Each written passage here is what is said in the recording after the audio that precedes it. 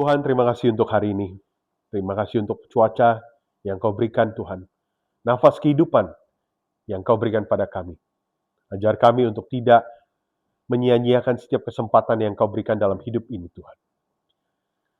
Tuhan, ampunilah segala dosa dan kesalahan kami, baik yang kami lakukan terutama terhadap-Mu, Tuhan, maupun terhadap orang lain, dengan sengaja maupun dengan tidak sengaja.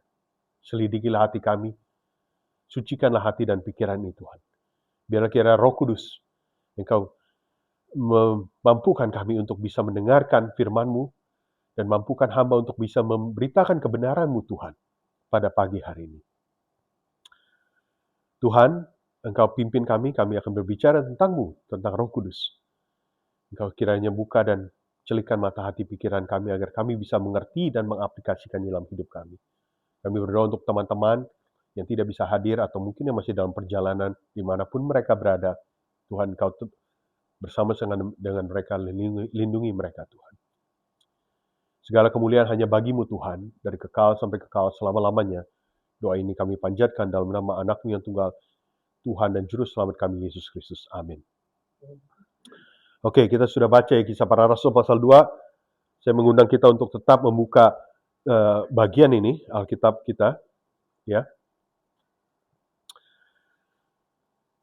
Kalau kita berbicara Roh Kudus, dalam seperti yang kita sudah baca 13 ayat ini, kita bersentuhan sekarang dengan satu bagian yang sensitif sampai hari ini, menjadi perdebatan teologis antara kubu kiri dan kubu kanan dalam kelompok Kristen.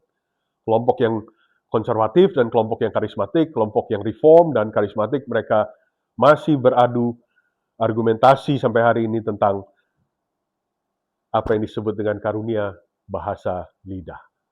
Ya. Nah, saya ingin mengajak kita semua dalam kasih anugerah Tuhan untuk mencoba mengerti, memahami apa yang terjadi dengan sebaik mungkin, dengan bertanggung jawabnya saya di hadapan Tuhan. Dan tentu pendapat saya mungkin atau apa yang saya pelajari mungkin ada orang yang tidak setuju, pandangannya berbeda, it's okay. Tapi kiranya tujuan saya bisa memberikan suatu landasan agar kita tuh bisa mempunyai suatu pengertian yang baik. Ya, mungkin nggak sempurna, tapi at least bisa dipertanggungjawabkan secara biblikal, secara alkitabiah. Ya, oke, kita mulai dari ayat pertama. Jadi sekali lagi, murid sudah kembali lagi dalam jumlah 12, Matius sudah dipilih, mereka menunggu di Yerusalem seperti yang Tuhan Yesus perintahkan karena Roh Kudus akan turun. Dan sekarang ayat pertama yang tadi kita baca dibuka dengan pernyataan ketika tiba hari Pentakosta. Ya. Semua orang percaya berkumpul di satu tempat di Yerusalem. Kata Pentakosta, penta itu kan artinya 5 ya. Pentakosta itu 50. Jadi kalau di dalam konteks perjanjian baru kita melihat 50 hari sesudah Tuhan Yesus bangkit. Ya, sesudah Tuhan Yesus bangkit, 50 hari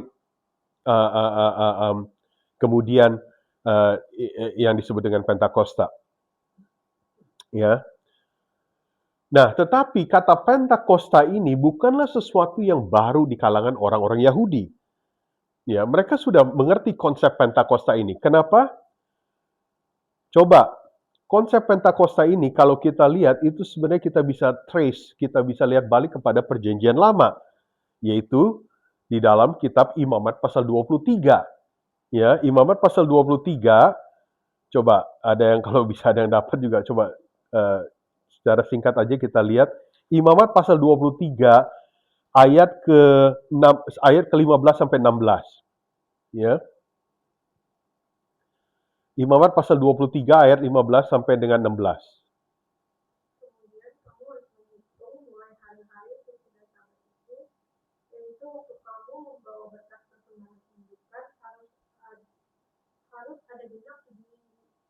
Sampai pada hari sesudah Sabat yang ke-7 kamu harus menghitung 50 hari. Lalu kamu harus mempersembahkan korban yang baik pada Tuhan. Terima kasih, Noni. Apa yang disebut di dalam Imamat pasal 23 itu merupakan suatu bagian dari festival. Sebenarnya Pentakosta ini adalah festival di dalam salah satu festival di dalam kelompok atau lingkungan orang Yahudi. Di dalam kelompok atau masyarakat Yahudi ada 7 festival, ya.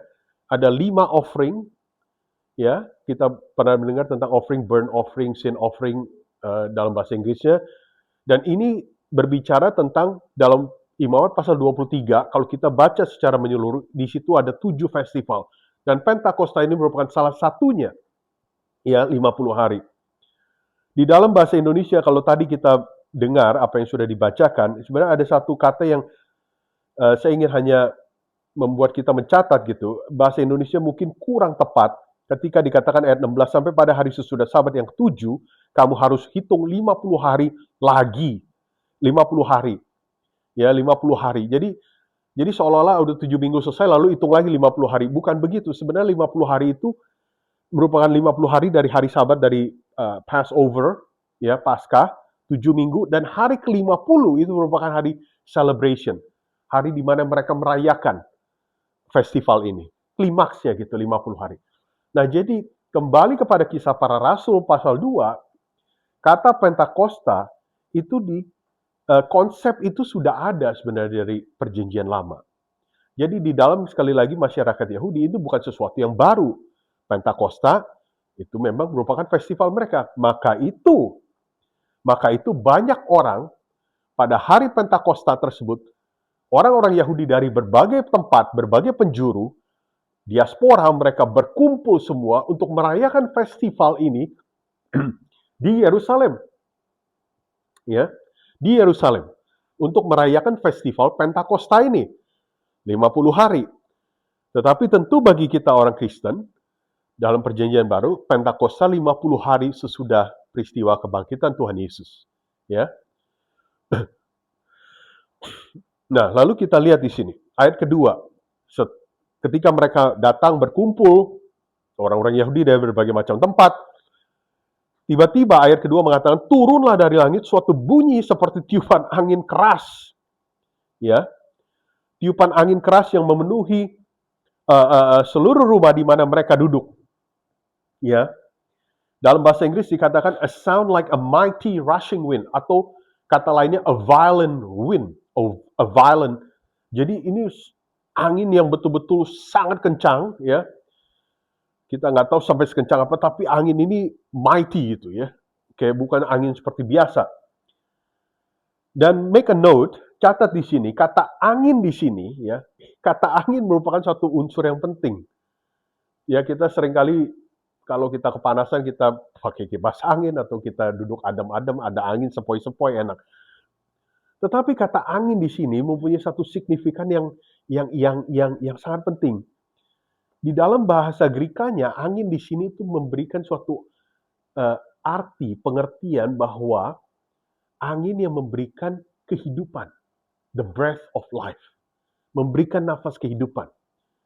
Nah, kenapa ini penting? Karena kalau kita kembali kepada Kejadian, coba kita lihat ya, ada yang Kejadian pasal 2, Kejadian pasal 2 di dalam ayat ke-7, coba kalau ada yang dapat, tolong dibacakan. Kejadian pasal 2 ayat 7.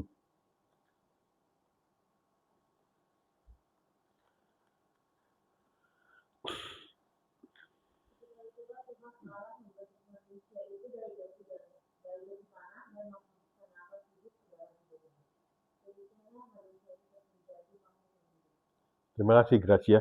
Nafas kehidupan yang diberikan Allah, ditiupkan Allah kepada dalam proses penciptaan manusia. Nah, kata nafas kehidupan yang ada di dalam tadi kita baca Kejadian pasal 2, itu kurang lebih sama dengan kata angin di dalam Kisah Para Rasul pasal 2. Jadi angin ini memberikan suatu pengertian pada waktu datang dengan suatu kencangnya luar biasa, tapi ini angin yang memberikan suatu kesegaran atau nafas kehidupan baru, ya, khususnya bagi para murid yang pada saat itu berkumpul. Kenapa? Apa? Suatu nafas kehidupan baru, suatu kesegaran baru, menunjukkan adanya suatu transformasi baru yang akan terjadi ketika angin ini datang kepada para murid pada saat itu. Nah, lalu di dalam ayat ketiga kita lihat di sinilah, dan tampaklah kepada mereka, para murid, lidah-lidah, the tongues, atau bahasa Grekanya, bahasa Yunani itu disebut glosa. Glosa ya. Yang artinya sebenarnya glosa itu artinya seperti bahasa. Ya. Tampaklah mereka lidah-lidah seperti nyala api yang bertebaran dan hinggap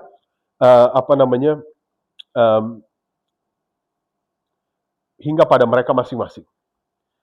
Jadi ada lidah seperti nyala api yang bertebaran, ya.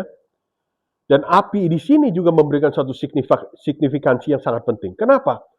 Karena api itu di dalam pemahaman, di dalam baik perjanjian baru maupun perjanjian lama, itu ada satu unsur penyucian, purifikasi. Jadi kita bisa bayangkan di dalam suasana yang seperti itu, tiba-tiba terjadi angin yang memberikan kesegaran baru. Di samping itu kemudian lidah-lidah api turun, mempurifikasi, menyaring, refine para murid ini. Jadi seperti seolah-olah para murid ini mendapat seperti seolah-olah menjadi orang baru. Mengalami suatu perubahan transformasi baru. Dan kalau kita lihat nanti, memang mereka bukan lagi seperti murid-murid yang sebelumnya. Ya. Dan jadi bertebaran, api-api itu bertebaran dan menghinggapi mereka masing-masing. Menghinggapi mereka masing-masing. Transformasi itu terjadi dalam setiap individu para murid. Ketika Roh Kudus turun, terjadi perubahan. Ketika Roh Kudus turun, terjadi transformasi di dalam setiap diri orang percaya. Dan lalu ayat keempat dikatakan, maka penuhlah mereka dengan Roh Kudus, lalu mereka mulai berkata-kata dalam bahasa lain. Disinilah kita melihat kata glosa tadi, ya, bahasa lain, the tongues, speak in other tongues, ya, speak in other tongues, as the Spirit gave them utterance. Diberikan dalam bahasa lain seperti yang diberikan oleh Roh itu kepada mereka untuk mengatakannya. Kembali lagi di dalam hal ini, bahasa lain atau tongues itu, bahasa Inggrisnya tongues, merupakan yang dalam bahasa Greek itu disebut glosa, yang artinya itu adalah language, human language. Bahasa yang dimengerti oleh manusia. Tetapi ada satu arti lagi glosa, bisa satu bahasa yang dimengerti oleh manusia, ya. Satu lagi artinya adalah apa? Simply lidah. Lidah, ya. Satu lidah, satu bahasa yang bisa dimengerti oleh manusia. Dan kalau lidah, kita bicara lidah, biasanya lidah kita memakai lidah untuk bicara. Ya kan? Seperti saya hari ini saya pakai lidah untuk ngomong. Ya. Kenapa saya mention itu? Nanti kita akan lihat bagaimana kita menyikapi tentang karunia bahasa lidah ini. Ini yang saya ingin melihat, saya ingin ajak kita untuk melihat. Dan selanjutnya setelah kita baca ayat kelima dan selanjutnya kita bisa melihat bahwa waktu itu di Yerusalem diam orang-orang Yahudi yang saleh dari segala bangsa di bawah kolong langit. Dan ketika turun bunyi itu berkerumunlah orang banyak, mereka bingung karena mereka masing-masing tiba-tiba mendengar rasul-rasul itu berkata-kata dalam bahasa mereka sendiri. Jadi di sini kita bisa melihat ya, para rasul ketika Roh Kudus turun, seperti Tuhan Yesus katakan, mereka akan diberikan kuasa. Mereka tiba-tiba mendapatkan karunia bisa berbahasa lidah. Dalam pengertian bahwa bahasa lidah itu bahasa yang dimengerti oleh orang-orang Yahudi yang pada saat itu berkumpul dari berbagai macam penjuru yang kita sudah bisa lihat nanti di ayat ke-9 sampai di dalam ayat ke-11 tadi, ayat 9 dan 11, kalau kita hitung itu at least paling sedikit ada 10 lokasi di mana orang-orang itu datang. Datang dari mana? 10 kurang lebih mungkin 10 dialek, 10 bahasa yang berbeda dari berbagai tempat di mana mereka berasal. Berkumpul di Yerusalem dan para rasul mendapatkan ketika turunnya Roh Kudus, mereka mendapatkan karunia bisa berbahasa lidah, di mana orang-orang Yahudi dari berbagai tempat ini mengerti mereka bisa ngomong apa. Tiba-tiba hari ini misalnya Daniel bisa bicara bahasa Jepang. Kalau ada orang Jepang di sini, dia bisa ngerti Daniel ngomong Jepang. Tiba-tiba ada yang datang dari Jerman, ada yang bisa ngerti bahasa Jerman. Tapi itu merupakan suatu bahasa manusia yang mana manusia bisa mengerti. Ya, orang Jerman ngerti dia ngomong apa, orang Jepang ngerti si Daniel ngomong apa. Ya, itu yang terjadi di dalam Kisah Para Rasul pasal 2 ini. Sampai orang-orang semua bingung, dan lalu mereka semua tercengang dan termangu-mangu sambil berkata pada yang lain, apa artinya ini? Apa artinya ini? Dan bahkan sampai bahkan juga pada saat yang bersamaan, sebelumnya di dalam ayat ke-7, mereka di dalam kebingungan dan orang-orang yang hadir di dalam kebingungan mereka, tercengangan mereka berkata, bukankah mereka semua yang berkata-kata itu orang Galilea? Apa maksudnya? Dengan kata lain mereka mengatakan, ini kan orang-orang yang nobody. Ini kan orang-orang bukan signifikan, ini bukan orang-orang berpendidikan 12 orang ini. Atau at least 11. Sebagian cuman nelayan kok. Selain lagi, yang lain lagi, pemungut pajak, bea cukai dan segalanya. Istilahnya they are nobody. Mereka tuh bukan siapa-siapa. Kok tiba-tiba mereka bisa ngomong bahasa ini, bahasa itu, bahasa ini, bahasa itu. Sampai mereka bingung. Dan akhirnya ada orang yang ayat ke-13 mengatakan ada orang yang menyindir. Mereka sedang mabuk. Mereka mabuk oleh anggur manis. Dan bagaimana respon daripada para rasul, khususnya Petrus dalam saat ini, itu bagian berikutnya nanti kalau Tuhan berkenan saya balik lagi. Ketika mereka bilang bahwa orang-orang ini, para rasul ini mabuk, sedang mabuk. Hebat ya, kalau orang mabuk bisa tiba-tiba bisa bahasa lain. Hebat juga bisa. Tetapi itu menunjukkan suatu begitu hebatnya kuasa dari para Roh Kudus yang membuat orang-orang yang hadir semua bingung. Dari mana ini bisa tiba-tiba begini? Nah, berbicara kembali tentang hal bahasa lidah, saya ingin mengajak kita semua ya untuk melihat apa yang ditulis oleh Paulus di dalam 1 Korintus pasal 14 ayat kedua. Kita akan lihat aja 1 Korintus 14 ayat 2. Secara singkat, 1 Korintus dari pasal 12 sampai 14, Paulus sedang berbicara tentang berbagai macam karunia daripada Roh Kudus. Di sini saya ingin mengajak kita semua untuk melihat satu ayat, yaitu 1 Korintus pasal 14 ayat 2. Apa yang dikatakan oleh Paulus? Mungkin kalau ada yang dapat bisa tolong baca 1 Korintus 14 ayat 2.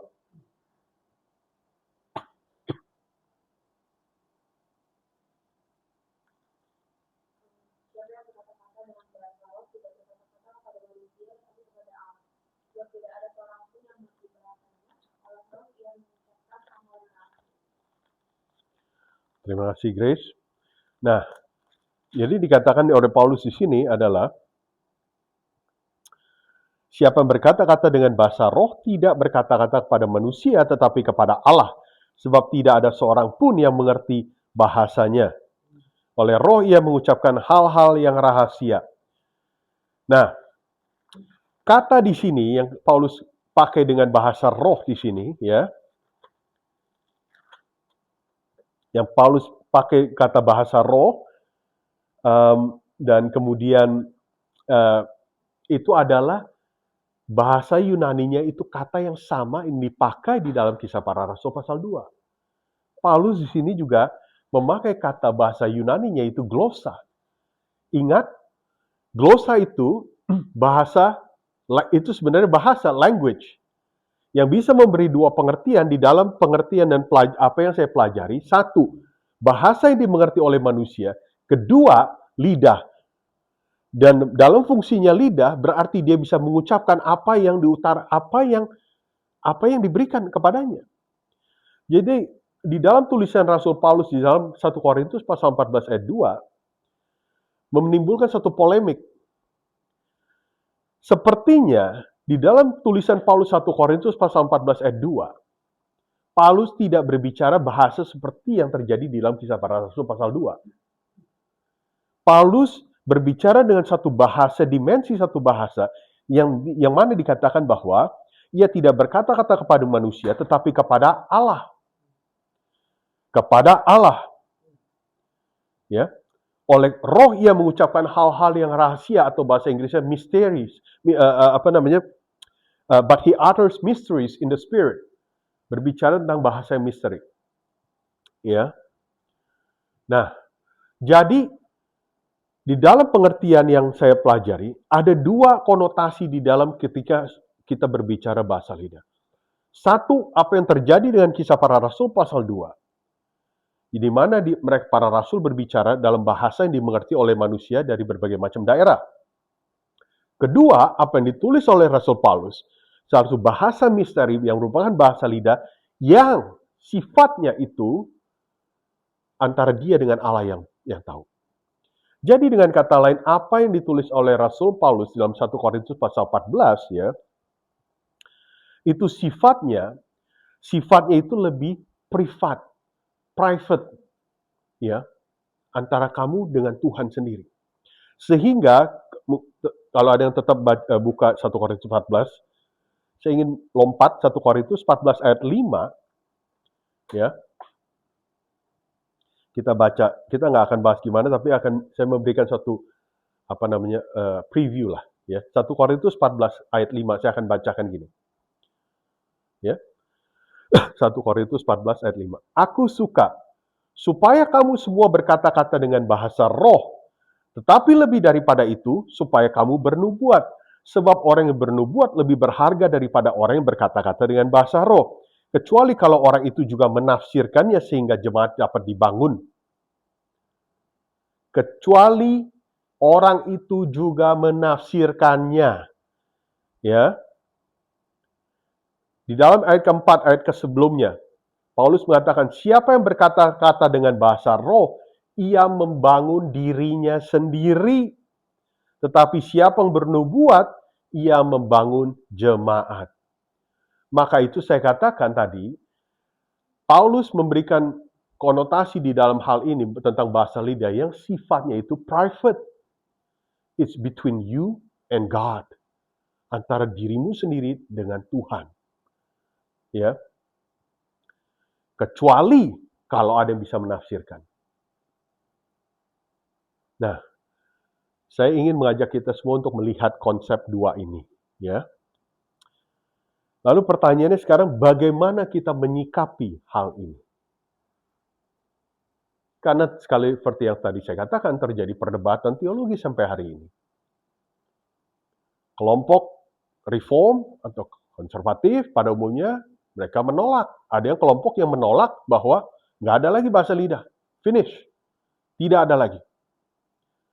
Ya. Tapi ada satu kelompok yang terobsesi dengan bahasa lidah. Indikasinya, kalau kamu sudah dipenuhi Roh Kudus, kamu bisa bahasa lidah. Bahkan ada saat-saat di mana mereka melakukan program pelatihan untuk bahasa lidah. Bahkan ada saat-saat di mana dalam suasana kebaktian atau jam doa mungkin ya, ada orang yang mengatakan, mari sekarang sesinya atau saatnya kita bahasa lidah. Ya, jadi ada satu kelompok yang menolak, ada satu kelompok yang terobsesi sampai sedemikian rupa, seperti seolah-olah bahasa lidah itu segala-galanya. Sepertinya karunia dari para Roh Kudus itu hanya bahasa lidah. Padahal kalau kita baca di dalam 1 Korintus pasal 12, begitu banyak yang dijabarkan oleh Rasul Paulus tentang karunia bahasa Roh Kudus, tentang karunia daripada Roh Kudus.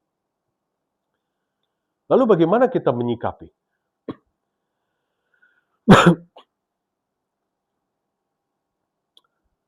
Saya ingin mengajak kita untuk, ini mungkin standpoint saya juga ya, terus terang. Sekali lagi, ada yang setuju, ada yang tidak. Saya ingin mengajak kita untuk melihat begini. Bagi teman-teman yang menolak, saya akan mengatakan, jangan kita membatasi pekerjaan Tuhan. Ya. Jangan kita membatasi pekerjaan Tuhan. Tuhan masih berdaulat sampai hari ini, dan Tuhan masih bisa bekerja dengan cara yang luar biasa di luar nalar kita. Jadi jangan mengkotakkan dan membatasi pekerjaan tangan Tuhan. Saya bisa mengerti kenapa mereka menolak. Memang, jujur, kalau kita hari ini berbicara mengenai bahasa lidah, yang merupakan kuasa atau karunia yang diberikan oleh Roh Kudus,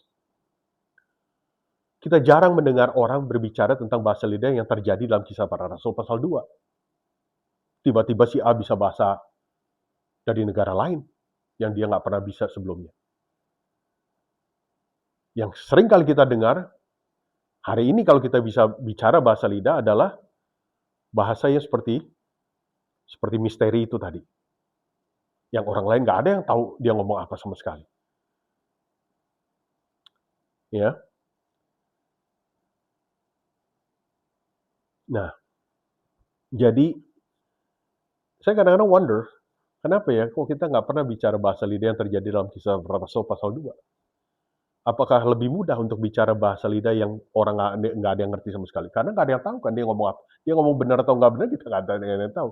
With all due respect, to be honest. Ya.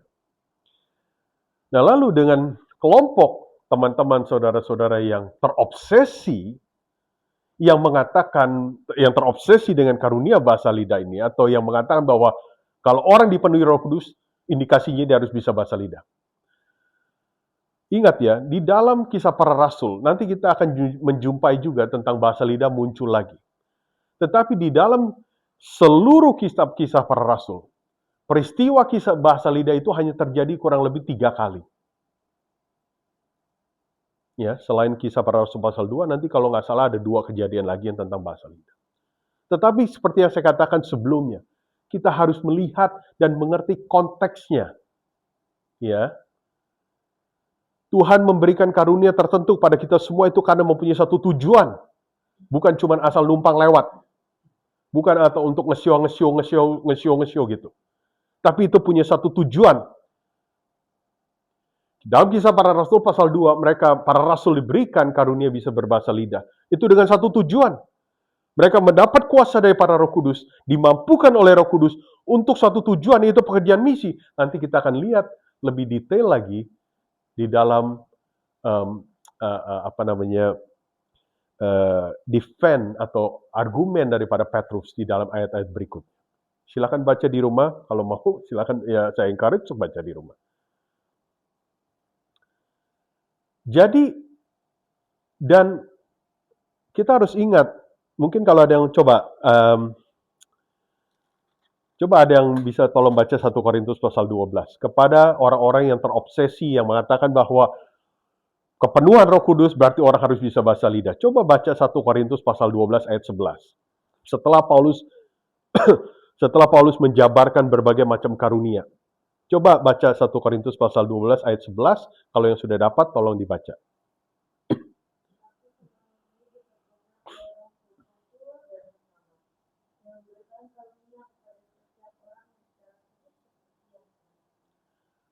Garis bawahi.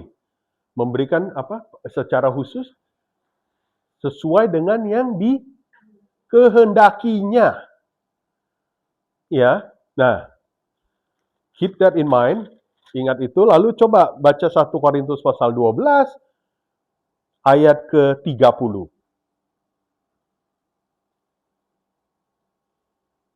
Untuk menyembuhkan atau untuk berkata-kata dalam bahasa roh atau untuk menafsirkan bahasa roh. Pertama, 1 Korintus 12 ayat 11 dikatakan bahwa bahasa lidah karunia, bukan hanya bahasa lidah, karunia yang diberikan oleh secara khusus kepada orang oleh Roh Kudus sesuai yang dikehendakinya. Lalu kedua, Paulus melanjutkan dalam 1 Korintus pasal 12 ayat 30, apakah semua orang bisa berbicara bahasa lidah? Salah satunya di situ dikatakan.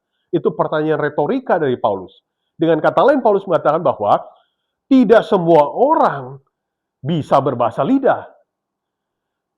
Dan ingat, Roh Kudus itu memberikan porsi karunia itu sesuai dengan yang dikehendakinya. sesuai dengan apa yang Tuhan kehendaki buat orang itu. Jadi jangan kita kemudian mendikte. Kalau satu, kita jangan membatasi pekerjaan tangan Tuhan. Kedua, kita jangan mendikte pekerjaan Tuhan atau pekerjaan Roh Kudus. Aneh, sungguh aneh, kalau ada orang yang mengatakan, mari saatnya kita sekarang berbahasa lidah. Entah itu di dalam suatu kebaktian, maupun dalam jam doa, maupun apapun. Di dalam suasana publik seperti begini misalnya. Lalu si pemimpin mengatakan hal seperti itu. Saatnya kita berbahasa lidah. Itu sangat aneh, jujur. Karena tidak ada di dalam konsep pengertian apa yang saya pelajari, firman Tuhan mengatakan hal seperti itu. Roh Kudus bekerja sesuai dengan yang dikehendakinya. Dan tidak semua orang diberikan karunia bisa bahasa lidah. Demikian pula tidak semua orang diberikan karunia untuk bisa mengajar. Demikian pula tidak semua orang diberikan karunia untuk bisa menginterpretasikan. Maka itu Paulus menjabarkan berbagai macam karunia di dalam 1 Korintus pasal 12. Ya. Ya. Ngerti ya kira-kira ya, bisa ikutin ya. Ya. Jadi aneh, sangat aneh kalau orang hanya menekankan bahwa kalau kamu sudah ada Roh Kudus berarti kamu bisa bahasa lidah. Itu kata siapa? Sebab firman Tuhan tidak mengatakan hal itu. Dan bahkan Paulus dengan sangat keras mengatakan, coba dibaca dalam 1 Korintus pasal 14 ayat 28. Ayat 27 sampai dengan 28. 1 Korintus pasal 14 ayat 27 sampai dengan 28. Jika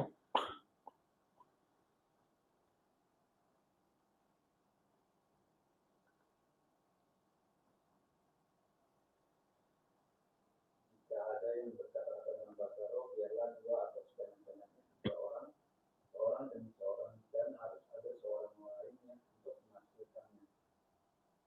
Jika tidak ada orang yang dapat menafsirkannya, hendaklah mereka berdiam diri dalam pertemuan jemaat dan hanya boleh berkata-kata kepada dirinya sendiri dan kepada Allah. Ini bukan saya ngomong. Ini bukan saya ngomong. Firman Tuhan yang mengatakan, kalau bahasa lidah itu kemudian dipraktekkan di dalam suasana publik, seperti kita hari ini kumpul, dan tidak ada yang bisa menginterpretasikannya, Paulus dengan keras, dengan secara tegas mengatakan lebih baik orang itu diam. Biar dia bicara sendiri dengan Tuhan. Antara dia dengan Tuhan. Maka itu saya katakan sekali lagi, sifat daripada bahasa lidah yang dipakai, yang ditulis, konotasi yang ditulis oleh Paulus dalam 1 Korintus ini, sifatnya itu lebih private. Maka itu Paulus mengatakan, bahasa lidah itu tidak membangun jemaat, membangun diri orang itu sendiri. Karena hubungan itu antara relasi orang itu pribadi dengan Tuhan, bukan dalam konteks jemaat. Bukan dalam konteks jemaat. Jadi jujur, saya katakan dengan segala hormat, kalau bahasa lidah itu dipraktekkan di dalam suasana kebaktian misalnya, secara umum, dan tidak ada orang yang bisa menginterpretasikannya,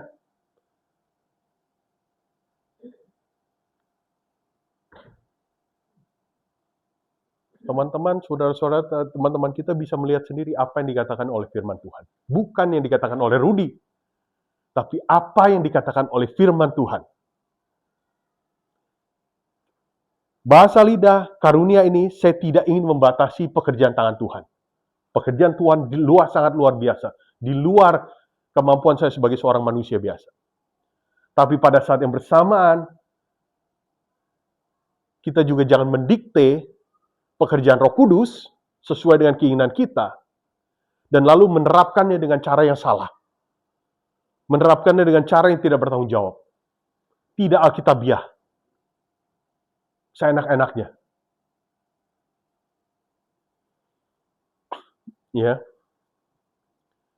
Jadi turunnya Roh Kudus memberikan suatu karunia, kuasa yang luar biasa yang tidak pernah terpikirkan oleh para rasul. Mereka hanyalah orang-orang yang biasa, mereka tidak berpendidikan, tidak mempunyai gelar PhD, master segala macam. Tiba-tiba bisa berbicara bahasa-bahasa dari tempat-tempat lain, di mana orang-orang dari berbagai penjuru pada saat itu berkumpul di Yerusalem bisa mengerti mereka ngomong apa. Tapi sekali lagi, Ada aspek kedua dalam bahasa lidah yang ditulis oleh Rasul Paulus dalam 1 Korintus pasal 14 yang sepertinya tidak seperti yang ditulis di dalam 1 Korintus pasal 2, merupakan bahasa lain, suatu bahasa misteri yang sifatnya itu private antara dia dengan Tuhan sendiri, yang membangun hanya diri dia sendiri, bukan membangun jemaat. Ditambah lagi Paulus mengatakan, ini saya summarize ya, tambah lagi Paulus mengatakan, Roh Kudus memberikan karunia itu kepada orang-orang secara khusus seperti sesuai dengan yang dikehendakinya. Yang dikehendaki oleh Roh Kudus.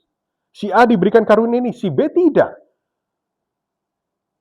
Si B diberikan karunia yang lain. Dan lalu Paulus juga menegaskan bahwa nggak semua orang harus bisa berbahasa lidah. Apakah semua orang harus bisa bahasa lidah? Apakah semua orang harus jadi pengajar? Apakah semua orang harus bisa mempunyai karunia interpretasi dan segala macam? Enggak harus. Karunia Roh Kudus itu Tuhan itu sangat luar biasa. Karunia itu banyak, bukan hanya tentang bahasa lidah. Dan lalu Paulus juga menegaskan sekali lagi, sifatnya itu private, dan lalu ditambah terakhir bahwa kalau ada yang mempraktekkan bahasa lidah, khususnya di dalam lingkungan publik, harus ada yang bisa menginterpretasi. Kalau tidak ada yang bisa menginterpretasikan, seperti tadi dibacakan oleh Didi, lebih baik kamu diam. Diam. Sangat menarik kalau kita baca suatu hari, kalau kita diskusi 1 Korintus pasal 14.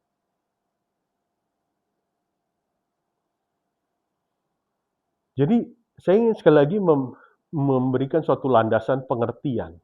Ketika kita mendengar atau berhadapan dengan apa yang disebut dengan karunia bahasa lidah. Dan terakhir saya ingin menutup dengan satu hal. Yang bagi saya ini merupakan satu hal, buat saya pribadi, jauh lebih penting daripada karunia hanya berbahasa lidah. Ketika Roh Kudus turun, diam, menghinggapi diri pribadi orang-orang, para rasul, dan kita hari ini orang-orang percaya. Terjadi suatu, tadi lagi, angin, the breath of life. Ada suatu nafas kehidupan baru, suatu kesegaran baru, suatu transformasi yang terjadi dalam diri orang itu. Para rasul sebelumnya, mereka bingung ketika mendengar, menghadapi realita kenyataan bahwa Tuhan Yesus disalib, harus mati dan disalib. Pada waktu Tuhan Yesus sudah bangkit, mereka pun masih nggak 100% sure. Thomas masih ragu. Mungkin tidak percaya, benar gak Tuhan Yesus bangkit nih? Sampai Tuhan Yesus bilang,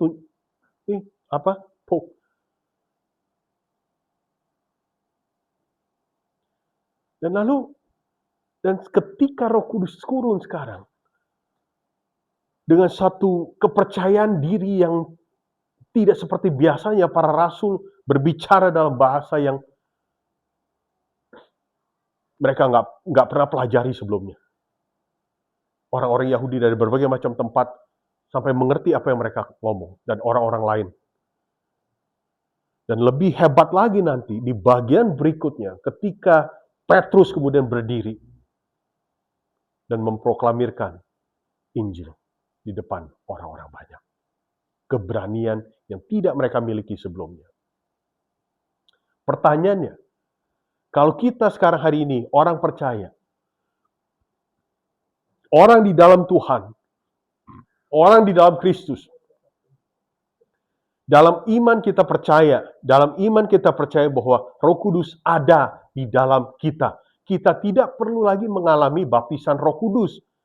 Setiap orang percaya yang sudah dalam Kristus, sudah dalam Yesus, dalam iman, Roh Kudus itu sudah ada. Tapi pertanyaannya sekarang, Roh Kudus ada, lalu apa dampaknya pada hidup kita? Lalu apa dampaknya dalam pribadi kita? Adakah suatu transformasi yang terjadi? Contohnya, apakah kita masih senang bermain-main di dalam dosa? Ataukah kita justru mulai keluar dari situ? Betul kita bukan manusia yang sempurna. Selama kita hidup dalam dunia ini, dunia sudah jatuh dalam dosa, kita tidak 100% sempurna. Tetapi inklinasi, keinginan untuk terus melakukan dosa semakin hari semakin berkurang. Kenapa? Bukan karena kekuatan kita, tapi karena Roh Kudus yang ada di dalam diri kita. Ia memberikan kuasa, ia memampukan kita, ia mengubah kita, Ia memberikan transformasi baru. Ia memberikan angin kesegaran baru. Nafas kehidupan baru. Sehingga kita berpijak dari yang tadinya gelap kepada jalan yang terang di dalam jalan Tuhan. Itu saya pikir terus terang lebih penting daripada berbicara tentang bahasa lidah atau tidak bahasa lidah. Sebab tidak ada gunanya kalau kita mengklaim kita bisa bahasa lidah ini itu, tetapi besok kita main judi. Besok kita entah yang enggak di luar jalan Tuhan. Apa artinya itu semua? Mau bisa 1000 bahasa lidah, kalau nggak ada perubahan dalam hidup, sebagai orang percaya, apa artinya? Kalau kita tidak menjadi garam dan terang dunia, mau 10.000 bahasa lidah kita klaim, tidak ada artinya itu semua. Malah kita jadi orang munafik itu. Ya. Jadi pertama, tadi, dengan turunnya Roh Kudus, ada karunia yang diberikan, kuasa yang diberikan berbahasa lidah. Bagaimana kita menyikapi, bagaimana kemudian dipraktekkan bahasa lidah itu. Dan last but not least, yang terpenting adanya suatu transformasi yang terjadi dalam diri para rasul dan juga seharusnya kita hari ini. Karena kita mengklaim kita adalah anak-anak Tuhan. Kita orang-orang percaya. Dan by default, dalam iman, kita sudah ada Roh Kudus. Roh Kudus sudah datang dalam menghinggapi diam dalam diri kita. Jadi saya ingin berhenti sampai di situ saja, ya. Kiranya bisa memberikan suatu pengertian yang lebih baik tentang bahasa lidah ini, ya. Ini bukan sesuatu, dan juga ingat ya, bukan bahasa lidah bukan sesuatu yang perlu ditakuti ya, bukan sesuatu yang perlu ditakuti. Karena ini merupakan karunia, salah satu karunia daripada Roh Kudus, di samping karunia yang lain. Ya, saya akan stop di situ. Mari kita tundukkan pada dalam doa. Tuhan, terima kasih untuk firman-Mu. Terima kasih untuk Roh Kudus yang turun, yang diam dalam diri kami setiap orang percaya dalam Kristus Yesus. Tuhan, apapun karunia yang Kau berikan dalam hidup kami, biarlah kiranya kami lakukan untuk kemuliaan-Mu Tuhan. Untuk menjadi berkat bagi orang lain, untuk menjadi garam dan terang dunia Tuhan. Biarkan kiranya Roh Kudus Engkau transform, Engkau ubah hidup kami ini Tuhan. Untuk semakin hari, semakin kuat di dalam iman kami sebagai orang-orang percaya. Hubungan kami dengan Tuhan semakin dekat, semakin kuat, mempunyai suatu dasar yang sungguh solid, menjadi orang-orang percaya yang terus bertumbuh di dalam kepenuhan Roh Kudus. Bapa, terima kasih sekali lagi untuk semuanya ini. Pimpinlah hidup kami, Roh Kudus, dari setiap hari. Dalam nama Tuhan Yesus.